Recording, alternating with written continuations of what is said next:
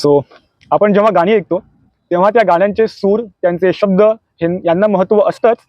पण मला असं वाटतं की त्या गाण्यांची जी स्टोरी आहे, जो कॉन्टेक्स्ट सेटअप केलेला असतो त्या सिनेमामध्ये, त्या वेब सिरीजमध्ये, तो सुद्धा तितकाच महत्त्वाचा आहे.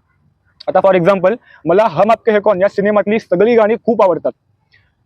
त्याच्यामध्ये ती गाणी उत्तम आहेत हे कारण आहेच, पण त्याच्यासोबत सलमान खान आणि माधुरी दीक्षित यांची जी केमिस्ट्री त्या सिनेमात दाखवलेली आहे, त्या केमिस्ट्रीमुळे या गाण्यांना आणखीन रंग चढलेला आहे.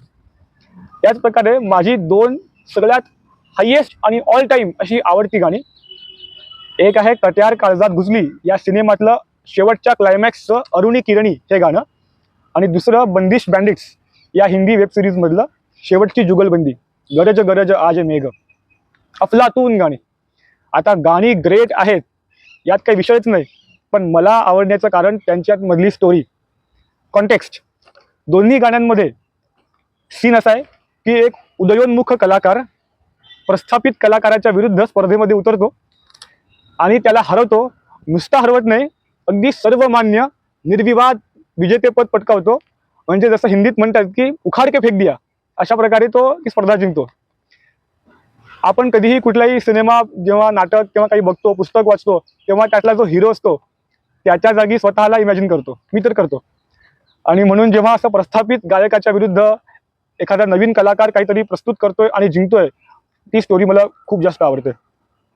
कट्यार काळजात घुसली याच्यात तर सीन असा असतो, भारतीय शास्त्रीय संगीताच्या इतिहासात जी घराणी म्हणून संकल्पना आहे त्याच्या आसपास ही अख्खी कथा खेळते. खां साहेब नावाचं एक कॅरेक्टर की ज्यांना घराण्यांच्या बंदिस्त चौकटीमध्ये राहिलेलं आवडतं. प्रत्येक घराण्याने आपलं वैशिष्ट्य, आपलं सौंदर्य जपावं. 2-3 अशा अनेक घराण्यांच्या टेक्निक्स, त्यांचे अंदाज, त्यांच्या डायमेन्शन्स यांची सरमिसळ होऊन खिचडी होऊ नये हे त्यांचं मत. दुसरीकडे सदाशिव नावाचा एक कॅरेक्टर, तो एक युवक आहे, संगीत शिकतोय, ॲस्पायरिंग कलाकार, आणि तो ही बंधनं मानत नाही. घराण्यांची बंधनं संगीतावर नसावीत, संगीत स्वतंत्र असावं, निर्गुण निराकार संगीत हे निर्गुण निराकारच असावं ही त्याची अपेक्षा. या दोन प्रवृत्तींच्या मधला हा संघर्ष सदाशिव खानसाहेबांच्या कडून अगदी एकलव्याप्रमाणे स्वतः त्यांच्या घराण्याची गायकी, त्यांचे अंदाज, त्यांचे डायमेन्शन्स शिकून घेतो आणि आपल्या आधीच्या गुरूंकडून शिकलेल्या डायमेन्शन सोबत त्याची काहीतरी सरमिसळ करून ते व्यासपीठासमोर प्रस्तुत करतो.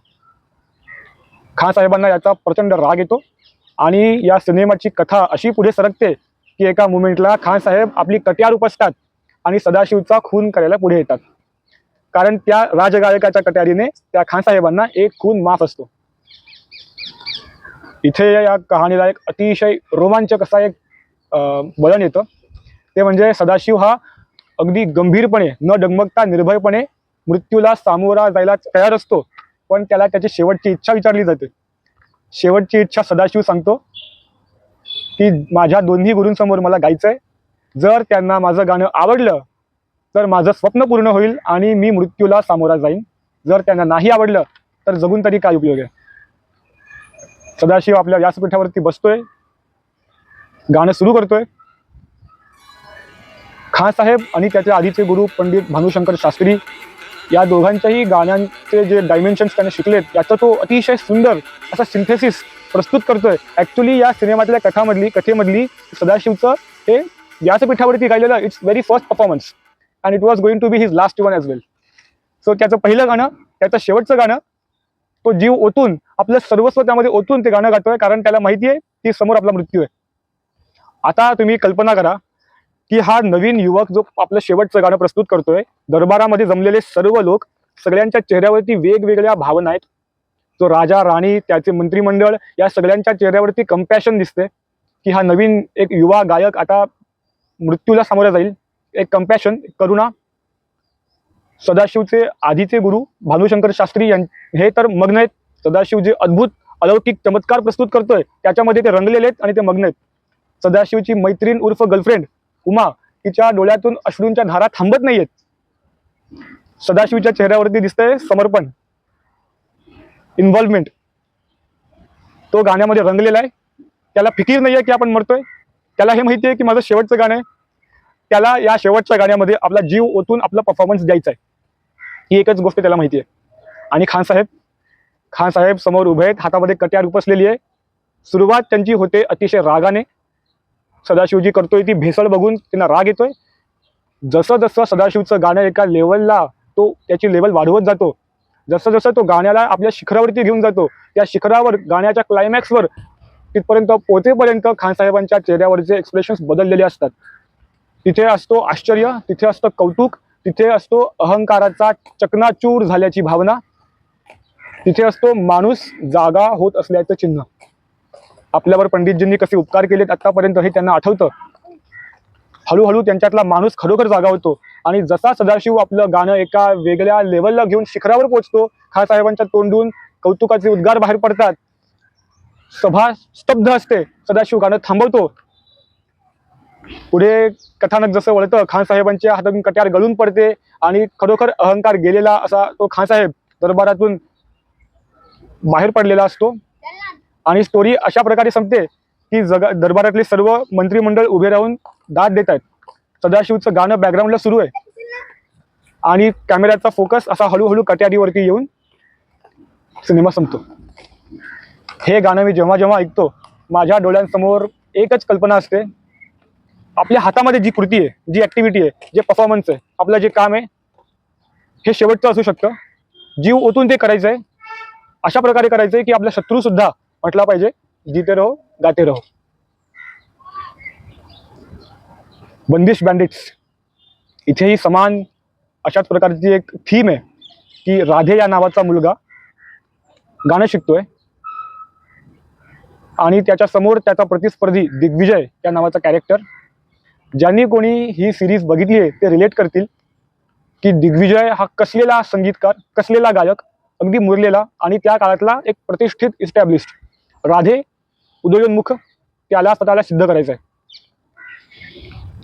त्या शेवटच्या जुगलबंदीमध्ये दिग्विजय, राधे आणि इतर सर्वजण यांच्या चेहऱ्यावरचे एक्सप्रेशन्स इतक्या कमालीचे रेखाटले गेलेत, त्याला तोड नाहीये. दिग्विजयच्या चेहऱ्यावरती एक सेक्युअर, कॉन्फिडंट अशी भावना आहे. दिग्विजयला माहिती आहे तो सर्वोत्तम आहे. दिग्विजय इनसिक्युअर नाहीये, तो घाबरत नाहीये. तो या मैफिलीला, त्या जुगलबंदीला, त्या स्पर्धेला खेळतोय, तो एन्जॉय करतोय. राधेच्या चेहऱ्यावरची expressions on the other hand, तो खेळत नाहीये, त्याला स्वतःला सिद्ध करायचंय. त्याच्या चेहऱ्यावर आग दिसते, त्याच्या डोळ्यांमध्ये आग दिसते, त्याला जिंकायचंय, तो जिंकायला खेळतोय. तो सुद्धा कॉन्फिडेंट आहे, तो पण इनसिक्युअर नाहीये, पण येस, तो एन्जॉय करत नाहीये मैफिल. त्याच्या चेहऱ्यावरती आग आहे आणि अशा या भावनेच्या कॉन्टेक्स्टमध्ये मैफिल सुरू होते. गरज गरज आज मेघ ही मेघ मल्हार रागातली बंदिश जेव्हा दोघं सुरू करतात, एकानंतर एक सवाल जवाब या प्रकारच्या पॅटर्नमध्ये सुरू असतो. ती मैफिल सुरू होते. समोर त्यांचे गुरु बसलेले असतात. त्या गुरूंची कथानकामध्ये असं आहे, त्या गुरूंची ऐकायची क्षमता हळूहळू कमी होत जाते. एका मोमेंटला मैफिलीमध्ये त्यांना ऐकू येणं बंद होतं. ते अस्वस्थ, हेल्पलेस असतात. त्यांना हवं आहे की मी काय करू, मला माझ्या शिष्यांचं गाणं ऐकायचं आहे आणि मला ही जुगलबंदी ऐकायची आहे. ते हेल्पलेस आहेत. एका मोमेंटला दिग्विजय गात असताना राधे या मैफिलीला एका वेगळ्या उंचीवर घेऊन जातो, हाय पिचवर घेऊन जातो. ज्या पिचवरती गायक फक्त जाऊन स्पर्श करून परत येतात, तिथे हा राधे तुफान संचार करतोय, स्वैर घोडदौड करतोय. सर्व सभा अचंबित आहे, स्तब्ध आहे. प्रत्यक्ष दिग्विजय सुद्धा राधेकडे आश्चर्याने बघतोय आणि आता हा आपल्या शिखरावरती आहे असं वाटत असते असेपर्यंत राधे आणखीन एका वरच्या लेवलला घेऊन जाऊन तिथे जेव्हा आपली षटकार चौकार लगावतो, मेघ मल्हार रागाच्या पारंपरिक कल्पनेमध्ये ज्या प्रकारच्या गोष्टी आहेत, प्रत्यक्ष ढगांचा गडगडाट ऐकू येतो, विजा चमकतात आणि त्या ढगांच्या कंपनामुळे एक आपल्या गुरुजींच्या बाजूला असलेला पाण्याचा ग्लास हलतो, तेव्हा त्यांना जाणवतो काहीतरी चमत्कारिक आणि अद्भुत होतंय. आणि जेव्हा राधे आपल्या शिखरावरती पोहोचतो, तेव्हा आकाशातून प्रत्यक्ष पावसाचे थेंब पडतात, प्रेक्षकांच्या अंगावर पडतात, त्या गुरूंच्या अंगावर पडतात. राधेला काहीही त्याची चिंता फिकीरच नाहीये, तो गाण्यामध्ये इन्व्हॉल्ड आहे. आणि जसं यांच्या अंगावरती पाण्याचे थेंब पडतात, सर्वमान्य निर्विवादपणे राधे त्या स्पर्धेचा विजेता म्हणून घोषित होतो. अगदी दिग्विजय सुद्धा स्पोर्ट्समॅन स्पिरिटमध्ये राधेचं अभिनंदन करतो, टाळ्या वाजवतो. हे गाणं मी जेव्हा पण ऐकतो, पुन्हा एकदा स्वतःला सिद्ध करायची एक उमेद, एक जिद्द, प्रस्थापित इस्टॅब्लिश्ड नॉर्म्सच्या विरुद्ध जाऊन आणि सर्वांच्या चेहऱ्यावरती तो जो अचंबा, विस्मय आपले जे असतील त्यांच्या चेहऱ्यावर आनंद आणि अभिमान, आणि प्रतिस्पर्धी जे असतील त्यांच्या चेहऱ्यावरती विस्मय, आश्चर्य आणि डिसबिलीफ अशा प्रकारची भावना कशी आणता येईल. दोन्ही ही गाणी, दोन्ही हे या स्टोरीज अशा प्रकारे अतिशय हृदयाला हात घालतात. आणि मला असं वाटतं ज्यांनी हे बघितलंय त्यांना नक्कीच हे रिलेट होईल. आणि ज्यांनी नाही बघितलंय, आय वुड स्ट्रॉंगली रिकमेंड की तुम्ही नक्की जाऊन ही गाणी ऐका. गाणी ॲज अ कला म्हणून ती ग्रेट आहेतच, पण ॲज अ मोटिवेशन आणि ॲज अ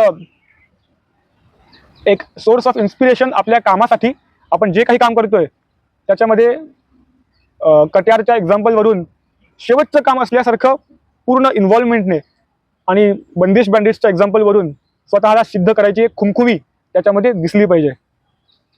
कुठलंही गाणं जेव्हा आपण ऐकतो तेव्हा त्याचा असाच आस्वाद घेत राहू आणि आस्वाद घेऊन इतरांसोबत शेअर करू, हीच माझी इच्छा.